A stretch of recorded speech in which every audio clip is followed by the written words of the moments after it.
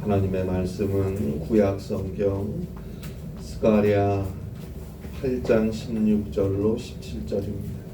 구약성경 1320면입니다. 구약성경 1320페이지 스가랴서 8장 16절부터 17절에 있는 말씀입니다. 스가랴 8장 16절로 17절입니다. 구약성경 1320쪽입니다. 구약성경 1320페이지 스가랴 8장 16절로 17절입니다. 스가랴 8장 16절로 17절 말씀 함께 한 목소리로 봉독합니다. 너희가 행할 일은 이러하니라. 너희는 이웃과 더불어 진리를 말하며 너희 성문에서 진실하고 화평한 재판을 베풀고 마음에 서로 해하기를 도모하지 말며 거짓 맹세를 좋아하지 말라. 이 모든 일은 내가 미워하는 것이니라. 여호와의 말이니라. 아멘.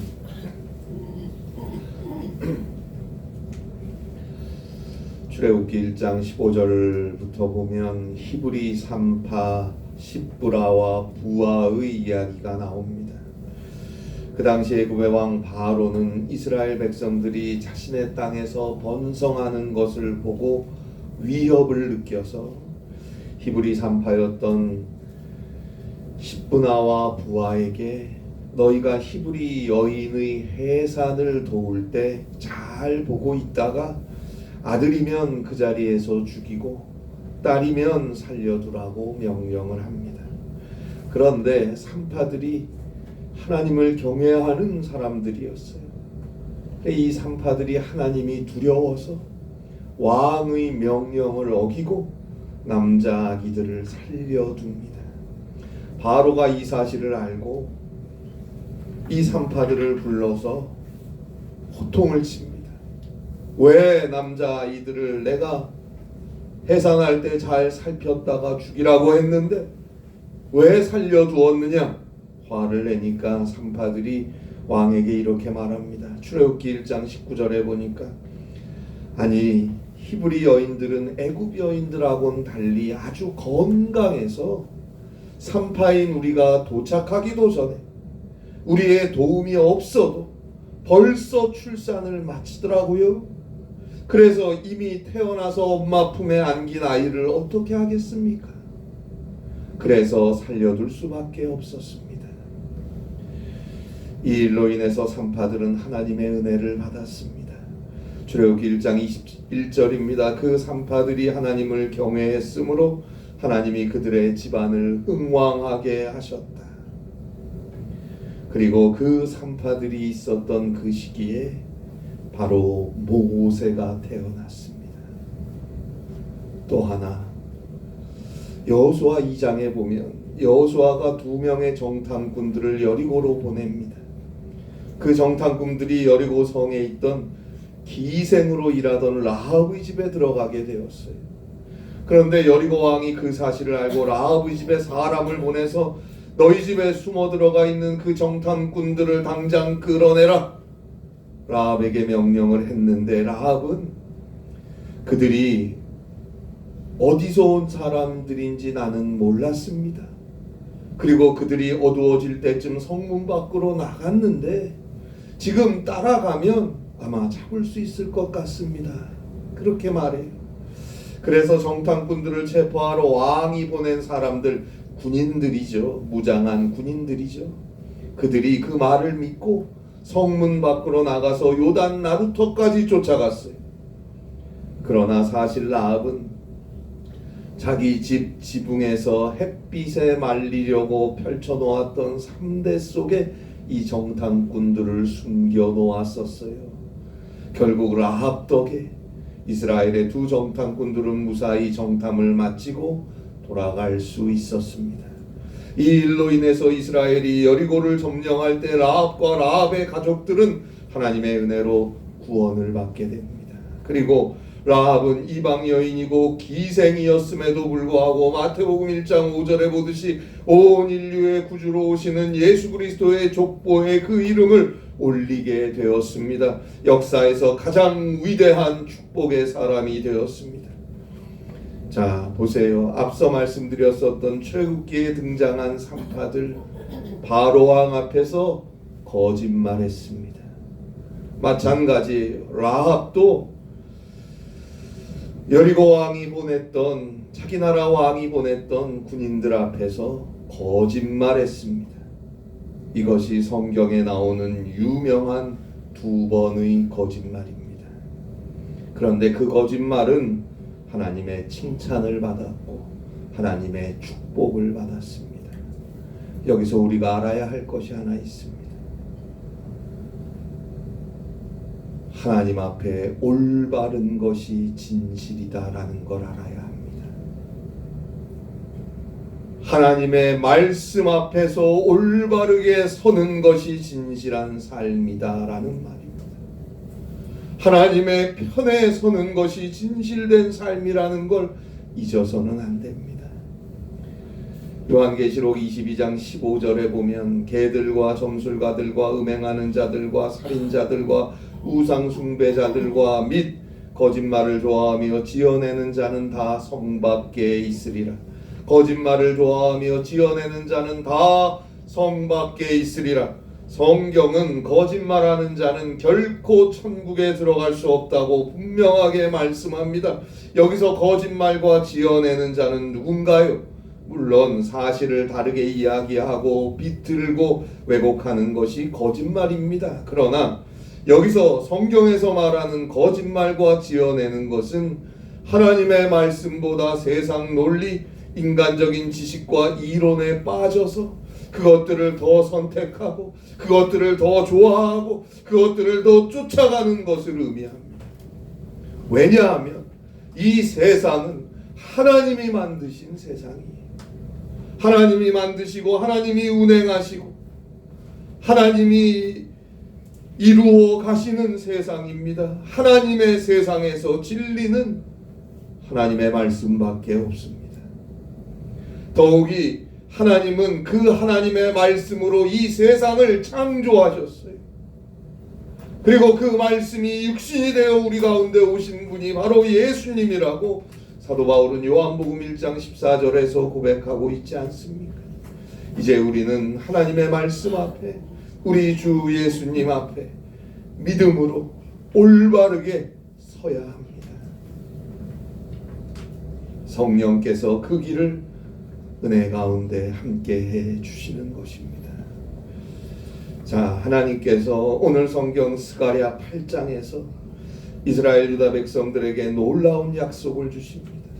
그 꿈같은 하나님의 약속이 오늘 성경의 시작인 스가랴 8장 1절부터 13절까지 나와 있는데요. 그 스가랴 8장 1절로 13절에 나와 있는 내용은 새 예루살렘에 대한 환상입니다. 지금 스가랴 선지자가 전하는 이 말씀이 선포되는 시기는 기원전 518년입니다. 기원전 518년이면 바벨론 포로로 끌려갔었던 유다 백성들이 하나님의 은혜로 고향 땅 예루살렘으로 돌아와서 하나님의 성전을 재건하기 위해 애를 쓰고 힘을 다하던 시절이었어요. 수고를 아끼지 않고 기도하며 최선을 다해서 힘을 하나로 뭉쳐서 주의 성전을 재건하려고 애쓰고 있었어요. 바로 그때 하나님께서 선지자 스가랴를 통해서 새 예루살렘에 대한 환상을 보여주시는 것입니다. 성전 재건을 위해 하나님의 성을 세우는 일에 수고를 아끼지 않았던 이스라엘 유대 백성들에게 그들의 손에 힘을 부여해 주시기 위해서 하나님의 성에 관한 놀라운 환상이 계시되는 시간인 것입니다. 지금 무너진 성을 재건하고 있기 때문에 당장 눈에 보이는 모습은 비참합니다. 비참해요. 다 무너져 있으니까. 그러나 이제 장차 이 성읍은 진리의 성읍이라 불리게 될 것이라고 스가랴 8장 3절에서 말하고 있습니다. 그리고 스가랴 8장 4절에 보니까 이런 환상이 나오죠. 만군의 여호와가 이같이 말하노라. 예루살렘 길거리에 늙은 남자들과 여자들이 다시 앉을 것이라. 다 나이가 많으므로 저마다 손에 지팡이를 잡을 것이요. 예루살렘 길거리에 늙은 남자들과 여자들이 다시 앉을 것이라. 지금 오늘 성경이 쓰여진 이 스가랴 시대의 예루살렘 성에는 노인분들이 얼마 없었어요. 기원전 586년에 바벨론 느부갓네살에 의해서 유다 나라는 패망당했고 예루살렘 성은 무너졌고 많은 청년들도 중년의 사람들이 죽었습니다. 또 많은 이들이 포로로 잡혀갔어요. 바벨론으로. 그 바벨론 포로가 된 사람들 중에서 노년기에 접어들었거나 노년이 된 사람들은 다시 예루살렘으로 돌아오지 못했어요. 무려 1500km에 달하는 그 멀고 먼 여행의 길을 거쳐서 약속의 땅으로 돌아온 노인분들은 거의 없었어요. 그래서 지금 스가랴 시대의 예루살렘에는 노인분들이 없는 그런 공동체입니다. 이런 공동체는 완전한 공동체라고 할 수가 없습니다. 그러한 공동체에는 연세 높은 분들만이 제공해 줄 수 있는 삶의 경험과 지혜, 또 가족 간의 유대의식과 전통의식이 결여될 수밖에 없습니다. 그래서 오늘 성경에 나오는 미래의 하나님의 축복으로 완성될 새 예루살렘이란 공동체에는 가장 먼저 노인분들의 모습이 등장하는 거예요. 우리가 분명히 보아야 합니다. 오늘 성경에 나오듯이 늙은 남자들과 늙은 여자들이, 노년의 부부들이, 또 노인분들이 서로 또 각자 햇빛을 즐기며 산책하고 거리에 앉아있는 모습만으로도 그 성읍이 얼마나 안정되고 윤택한지를 볼 수 있는 것입니다. 4절 마지막에 보듯이 저마다 손에 지팡이를 집었어요. 그러나 건강하고 여유있게 삶을 즐기는 연세 높은 분들의 모습은 참 좋은 사회라는 것을 암시해 주는 것입니다. 그리고 역시 스가랴 시대에는 예루살렘의 그 거리에 아이들이 없었던 것 같아요. 아무래도 포로들 중에서, 바벨론 포로로 잡혀가 있는 사람들 중에서 아이가 많았었던 가족들은 황량하고 폐허가 된 예루살렘으로 돌아오기 위해서 그 길고 긴 여행을 하지 않았을 것입니다. 그저 포로 공동체였으니까 70여 년의 시간이 지나서 이제 웬만큼 자리 잡은 가정도 있고, 그래서 그 땅에 장사하기 위해 남아있기도 했을 거예요. 그리고 예레미야 애가 2장 19절에서 보듯이 패망당하고 무너진 예루살렘에 남아있었던 유다 백성들 중에 특별히 어린아이들은 배고픔과 굶주림에 기진해서 울부짖고 있었다. 그렇게 표현하고 있습니다. 길거리에 배고픔에 굶주림에 기진하고 지쳐서 울부짖는 어린아이들로 넘쳐났다고 예레미야 애가 2장 19절에서 말하고 있어요. 질병과 가난으로 많은 아이들이 희생되었을 것입니다. 그러나 스가랴는 오늘 성경 스가랴 8장 5절에서 어린아이들만이 소유할 수 있는 그 한없고 걱정 없는 기쁨을 보게 됩니다. 성읍거리에 뛰노는 소년과 소녀들이 가득할 것이다 라고 말해줍니다. 이 아이들이 뛰노는 예루살렘 성에 대한 환상이 의미하는 것은 미래의 노동력과 생산력이 증대되어서 소위 국민 총생산이 증가할 것이라는 그런 희망을 말하려는 게 아니고, 오늘 스가랴의 예언은 새 예루살렘은 어린아이들이 길거리에서 마음 놓고 뛰어노는 그런 어린아이의 웃음과 행복으로 가득 찬 공동체가 될 것이다 라는 그런 의미예요. 여러분, 어린아이가 행복한 가정, 아이가 행복한 사회가 진정으로 행복한 가정이고 사회가 아닙니까?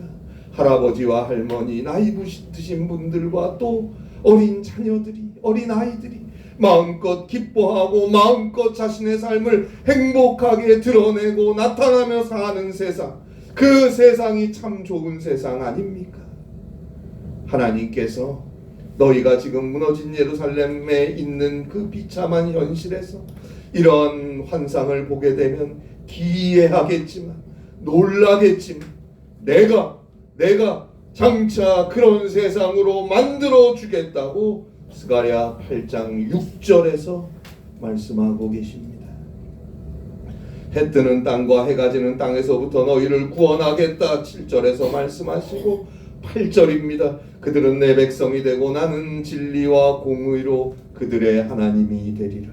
그들은 내 백성이 되고 놀라운 은혜의 계시 환상을 보여주시고 약속해 주십니다. 그리고 계속해서 경제적으로 번성하고 모두가 다 수고한 보람을 누리고 또 집 안에서나 또 집 밖에서도 안전한 사회가 될 것이고 모든 나무들이 풍성한 열매를 내고 땅은 풍성한 소산물을 내고 하늘은 이슬을 내리고 이 모든 것을 너희가 누리게 해주겠다고 9절로 12절에서 약속해 주십니다.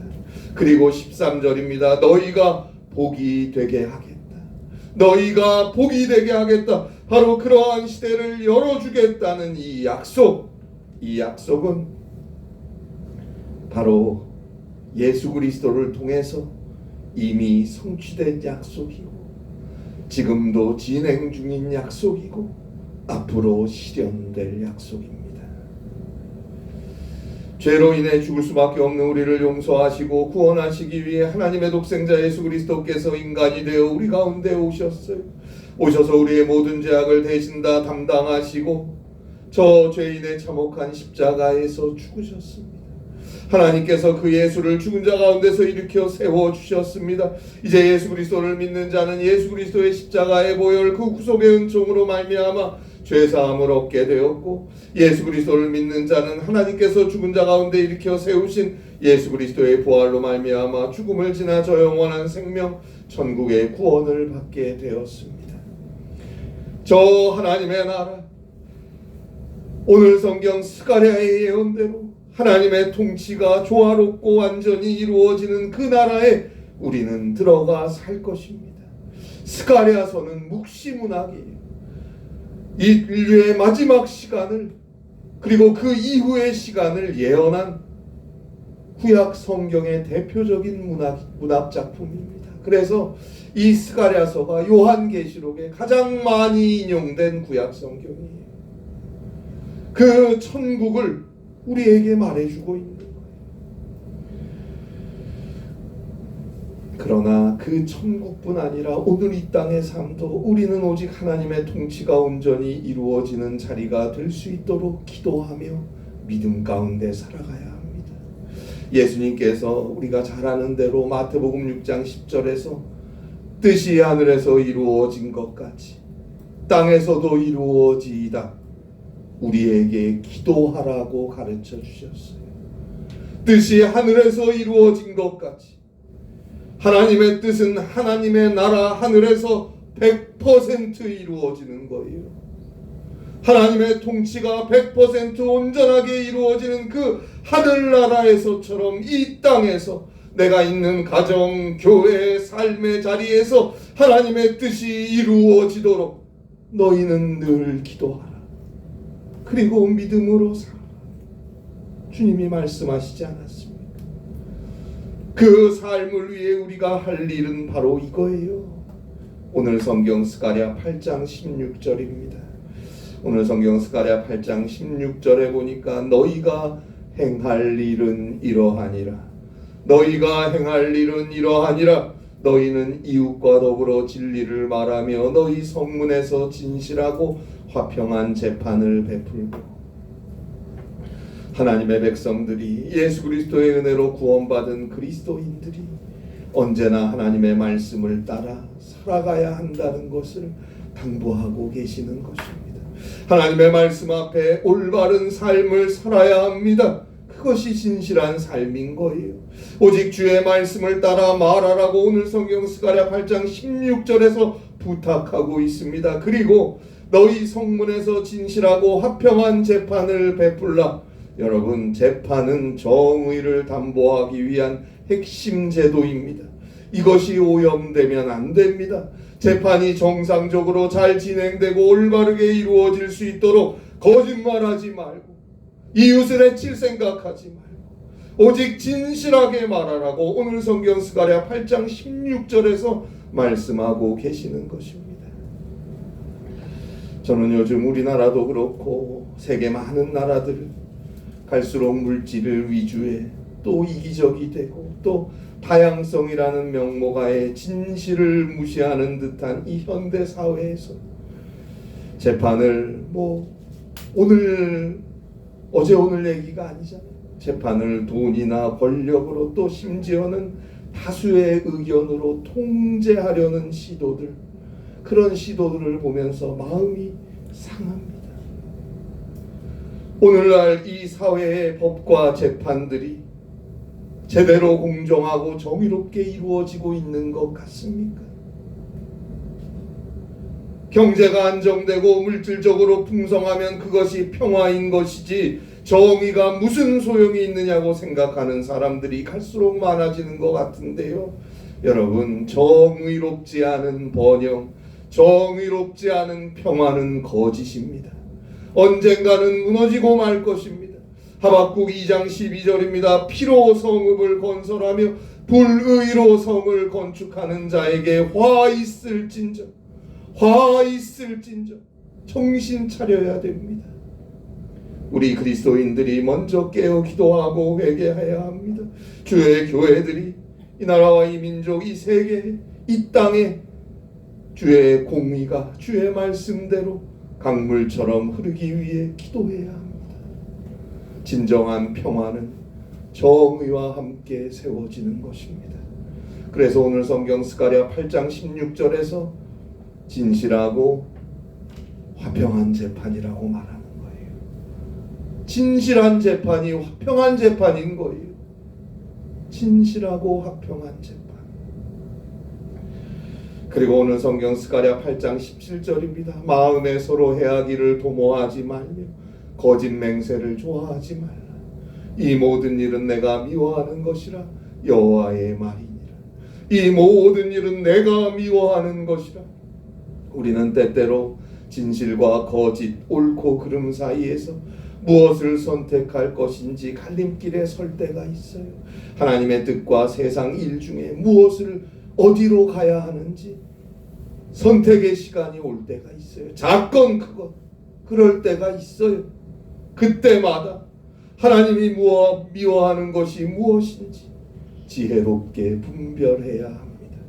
그래서 하나님께서 기뻐하시는 삶을 살아가야 해요. 그 삶을 위해 우리는 언제나 먼저 기도함으로 주님께 물어봐야죠. 그리고 오직 성경을 통해서 주의 음성을 들어야죠. 그리고 주의 뜻을 오직 믿음으로 쫓아가고 선택하며 살아가야 합니다. 그리고 성도 간에 이웃 간에 서로서로 위하여 기도하며 서로서로 복을 빌어주는 삶을 살아야 합니다. 지난 주일에 말씀드렸잖아요. 고인 되신 조원재 목사님 말처럼 우리는 빌어주는 사람입니다. 빌어주는 사람. 부러워하지 마세요. 질투하지 마세요. 비교하지 마세요. 빌어주는 사람이 뭘 부러워합니까? 주의 은혜와 주의 축복을 빌어줄 뿐이에요. 내 삶은 하나님이 책임져 주실 거예요. 히말라야산 깊은 곳에 한 동굴이 있었습니다. 그 속에서 한평생 기도하며 사셨던 영성이 높은 수도사 한 분이 계셨습니다. 어느 날 그 수도사 앞에 가톨릭 수도원장이 찾아와서 이런 말을 했어요. 그동안 저희 수도원은 많은 사람들이 모여 경건훈련을 받던 참 좋은 수도원이었는데 지금은 수도원이 텅 비었습니다. 찾아오는 이도 없고 찬송 소리도 그쳤어요. 어떻게 하면 이 수도원을 부흥시킬 수 있겠습니까? 히말라야 동굴에서 일평생 기도하며 살아가시던 수도사는 이 말을 듣고 잠시 기도하시는 듯 하더니 이렇게 대답했어요. 죄 때문이죠. 죄 때문이라고요. 수도원 원장은 그 말이 잘 이해가 안 되었어요. 도대체 무슨 죄를 지었나요? 그러자 히말라야 수도사는 무지라는 죄를 지었습니다. 무지, 알지 못하는 그런 죄를 지었습니다. 무지라는 죄를 지었습니다. 대답하면서 이렇게 말했다고 합니다. 당신들 속에 사람의 모습으로 변장한 하나님이 계십니다. 그런데 당신들이 그 사람을 몰라보고 있군요. 그것이 죄입니다. 이 말을 듣고 수도원으로 돌아온 수도원장은 수도원에 있는 원생들, 수도사들을 모아놓고 그 얘기를 했는데 처음에 그 누구도 그 말을 믿지 않았어요. 그런데 그들은 그 소리를 듣고부터 자꾸 생각하게 되었어요. 우리 가운데 사람으로 변장한 하나님이 계신다는데 저 사람인가? 이 사람인가? 저분인가? 누군가? 그러면서 서로가 서로를 경건한 마음으로 바라보게 되었어요. 그리고 자연스럽게 서로서로 말도 조심하고 서로서로 자신의 믿음을 추스리며 서로 믿음을 격려하며 서로서로 존경하기 시작했습니다. 그러다 보니 어느 사이에 찬송하고 감사한 마음을 가지게 되었고 수도원에는 다시 많은 이들이 찾아오게 되었다고 하는 유명한 이야기입니다. 여러분, 오늘 성경 17절에 나오는 대로 마음에 서로 해하려고 생각하지 마세요. 서로 해하려는 생각은 아예 하지를 마세요. 괜한 오해하지 마세요. 오직 서로 그리스도의 마음으로 이해하고 이해가 안 되거든 기도하고 그리고 함께 가는 것입니다. 언제나 주의 말씀을 따라 주의 말씀 앞에서 함께 기도하며 손잡고 주의 영광을 위한 길을 가야 하는 거예요. 그 삶 속에 하나님의 은혜가 있고 그 삶은 저 영원한 하나님의 나라, 하나님의 통치가 온전히 이루어지는 구원을 향해 나아가는 길이 될 것입니다. 그리고 그 삶의 자리에 기쁨이 있는 것입니다. 하나님께서 우리에게 보여주시는 새 예루살렘, 그곳을 향해, 그날을 향해 오늘도 오직 믿음으로 나아갈 수 있는 사랑하는 여러분들과 우리 교회가 되기를 바랍니다. 기도하겠습니다. 하나님 아버지, 주님이 허락하시는 저 새하늘과 저 영원한 생명을 바라보며 오늘도 그 크신 주의 은혜에 감사하며 주님을 믿는 믿음 안에서 기도하며 오직 말씀 가운데 온전히 서서 서로서로 사랑하고 나누며 함께 주의 구원을 이루어 갈 수 있는 사랑하는 우리 모든 성도님들과 우리 교회가 되게 하여 주시옵소서. 성령께서 우리의 길을 인도하시고 주님께서 늘 손잡아 함께 하셔서 승리의 길, 구원의 길, 주님이 인도하시는 복된 길, 기쁨과 찬송이 넘치는 은혜의 길을 가게 하옵소서. 예수님의 이름으로 기도합니다. 아멘.